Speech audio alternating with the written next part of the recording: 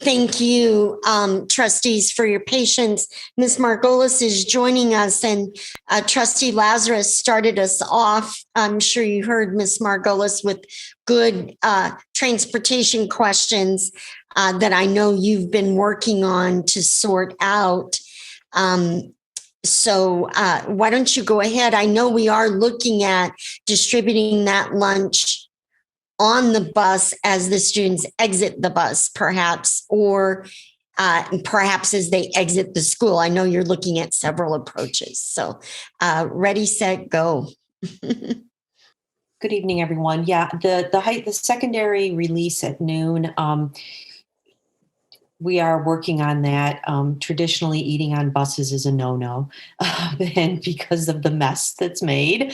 And we've already had a little bit of experience with that this year. But we'll do whatever is necessary, and transportation is prepared to do whatever is necessary. So we have a variety of methods of how to distribute lunches from all the schools. Actually, we have some new equipment, some carts. And so we'll work with the secondaries and our food service group to figure out what is the best way to distribute those meals as students leave for the half day. Because the key is that they probably will be eating on the bus, because when they arrive home, they'll be having to log in to their next day, their next class, I should say. So we will accommodate whatever is necessary to help those students. So just a couple of things to update on the food service. As we know, the food is free right now, breakfast and lunch programs. That will continue through the rest of the year. And actually, I'll jump down a couple of bullets there. We were just informed today or yesterday that the USDA has extended the free meal programs through the summer. So we will just continue on with our meal distributions. We'll be working at our normal distribution locations in our community, and of course, our summer school locations. So we'll be working through all that as summer schools developed, and just continue on probably with our weekly summer distributions. So that was really great to hear. So our schools are ready. Our food service staff the ones that haven't been working through food distribution are back. We actually did training for them a week and a half ago. So they are back. Because we're starting out with elementaries, I'll just add that some of the secondary food service staff will be working in the elementaries the first few weeks as well to help out with those folks before they move on to the secondaries. All the schools have shared, and we will continue to share our online ordering process. The meals are free, but we really, really need families to order their lunches. And those menus will be posted by the end of the week. But it's imperative basically for ordering purposes. We will always have extra meals made. No child will go hungry, but it really helps so much if parents can go in and order those lunches. We will always have breakfast prepared for students. So that's something you can't order. You can only actually order one meal.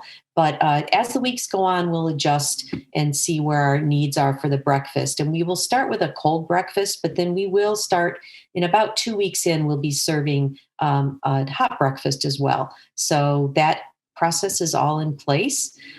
One thing I want to note is we've moved our food distribution days to 1 day a week. It started actually today. We will be doing all of our food distributions on Wednesday at all the same locations. We have the two schedules. We have the morning midday schedule, and then we have the 4:30 to 6 schedule. And we added 2 distribution sites. We added Carpenter and Scio Farms.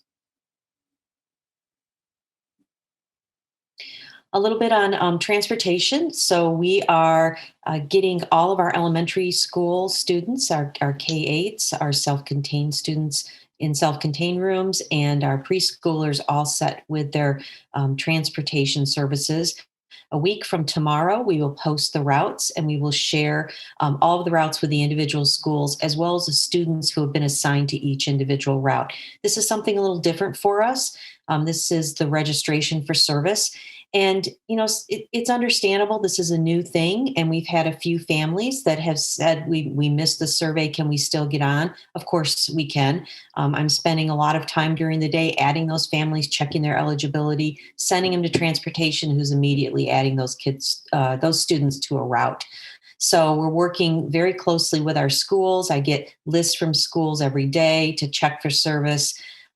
Basically, our plan is that if a parent has not gotten to the survey, has not been able to register, for those first few weeks, we will really obviously let any student on the bus. The bus drivers will have a list of students. If a student is not on the list, they will add that list, and then we'll just do a double check just to make sure they're eligible. Because again, we really want to be aware of our cohorts on each of those buses.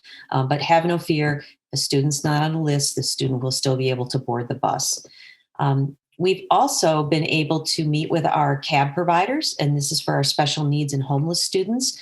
We've asked them to agree to and sign an amendment to their contracts. We've gone over what our COVID and the CDC COVID protocols are, and we're asking each of them to abide by that.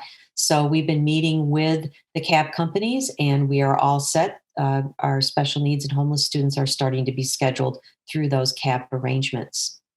Again, we always are telling parents a little further into it. If they opted out and then decide that they would like transportation, we're just letting them know that there might be about a 2-week wait period. It probably will not be that long, but we just wanted to give a little time just because we are doing these routes a little bit differently. But I should say that this is how we plan to route in the fall as well with that registration. Because no matter COVID or not COVID, it's so important that we know who our bus riders are. And as always, our students are eligible if they live the 1.5 miles from school or safety busing. And this year, we're being pretty firm with our in-district transfer students and our school of choice students. When they sign up for those programs, they understand that transportation is not offered. So for at least for the pandemic section of the rest of the year, we're being pretty firm with that. Again, it's about knowing who is cohorted on our buses. And I guess I just want to mention a couple of things before I hand it off, I think, to Bernie and Emil. Dr. Swift had mentioned Driveline. It's a new program that we are going to be unveiling in our elementary schools and at one of our K-8s, Ann Arbor Open. And it's a dismissal system, as simple as that. We have what we call dispatchers, which are actually a couple of staff members. They use an iPhone that looks like a calculator. We've assigned a family ID basically to every family in the district, and they will get a hang tag that will have their family ID on it. The students will stay in their rooms, and then the dispatchers out in front, and this is really for cars, for kids that are picked up in their cars at this point. The family ID will be entered and it'll go up onto the screen. And as those parents pull up in their cars, the family IDs are entered and those students are released out to their vehicles. A lot of districts use it locally. Dexter's using it right now. It works. There'll be a few days of just getting used to it, but it actually, everyone tells me that it actually does the dismissal system quicker because it's not this mad rush to get out. It also helps us in our pandemic planning to be able to really plan fully release students. We also can assign students to their bus. So the announcement might be up on the screen, bus 51, students in bus 51 can be released. So they can announce by one bus at a time. Again, to help that congestion in our hallways at the end of the day. So we are working right now to get Driveline implemented and looking forward to starting it, frankly, on the 25th, on the first day of school. That's great. Very good. Let's plow on through facilities prep, if that's okay, and then we'll pause. Okay, very good.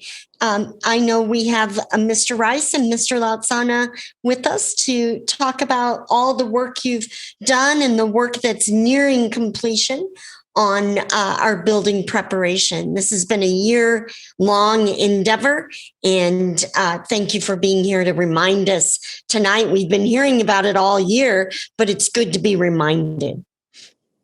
Thank you, Dr. Swift. Good evening, everyone, trustees and President Johnson. It wouldn't be a Zoom meeting without participation, so I need everyone to raise one finger. Come on, one finger, then raise 5. That's 15 days we will have kids in our buildings. That's right. It's been a long run.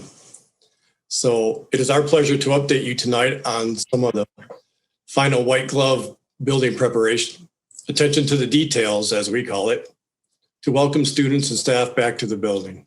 Physical Properties team, along with ABM Services, Goyette Mechanical, W.J. O'Neill Mechanical, and Carpenter Concepts have remained working to provide and ensure a health, safety, and well-being for everyone who enters AAPS buildings. Part of our final preparations, we have worked closely with ABM Services to provide an enhanced cleaning schedule during the school day at every building. This is for all high touch point areas using EPA-approved disinfectant. ABM personnel has reviewed the protocols for the deep cleaning that will take place every Wednesday and over the weekend in between cohorts. This is a very important part of our return. This team has worked very hard to reactivate key cards. Imagine how many staff we have. And issue keys and key cards to all new employees. I'd like to give a shout out to Jill Scholachek and Josh Matheson for taking on that task. As mentioned before, we have installed sneeze guards at face-to-face transaction locations throughout the building. We found other locations that might need sneeze guard as well, which we are currently evaluating. We have replaced all the water filters throughout the district, and we are in the final stages of water testing. As part of our reentry, the district, along with ABM, will conduct a deep cleaning of every building with an EPA-approved disinfectant prior to reentry protocol. And now, for an update on air quality, it is my pleasure to introduce Mr. Lasana. Thank you. Thank you, Mr. Rice, and good evening, Dr. Swift and Board of Education and Arbor community. Pleased to provide an update and a recap of some of the work we've been doing really since March of last year. It's been almost a year. We've been working on improving our HVAC system, and we've made a lot of progress. One of the big endeavors was to program a new HVA control system. We call it our Enhanced Indoor Air Quality Mode, which allows for additional air changes to be provided in our classrooms when we enter this mode, well above the current code minimum of 2.8 to 3.5 air changes per hour. An air change is a complete change out of the volume of air in a room on an hourly basis. So if you have 3 air changes, the volume of the air in the room is replaced 3 times in an hour. We've also replaced all HVAC filters and increased their density or their efficacy to the maximum that our equipment will allow. And another really heavy lift, again, with our partners from Goyette Mechanical and W.J. O'Neill and Josh Madison and his great work on this. All the HVAC units across the district have been commissioned. So that involves opening the units up, cleaning everything inside, and then verifying the operation of all the little parts and pieces inside there, dampers, actuators, and other items in those units. We've also done some sampling and verification of the air change that our systems are able to provide, and we believe generally we can provide between 5 and 11 air changes per hour in our classrooms. And again, the current code minimum is 2.8 to 3.5. And according to the Harvard School of Public Health, 5 air changes and above are considered excellent in mitigating the risk of disease transmission. And we are continuing to work to mitigate with additional steps in a few areas where this minimum standard cannot be achieved.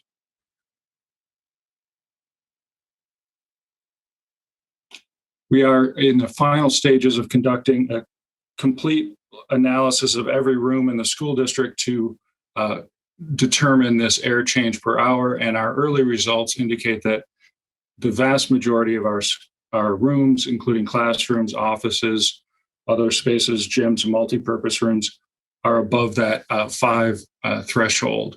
Those spaces that are below that threshold, we'll provide with portable air cleaners that are able to filter additional air to bring them above that 5 minimum level. We are not recommending air cleaners for all spaces as they are quite loud. Though there are small residential units that people may be familiar with that are not very loud, in order to move the volume of air that the room the size of a classroom or a library or a gymnasium, these units are quite loud and would be disruptive in many cases. So we're limiting their deployment to places where we're not able to meet these thresholds, or there are special mitigating circumstances that we're paying attention to. And final reports and documentation will be provided for each school in the near future. Thank you.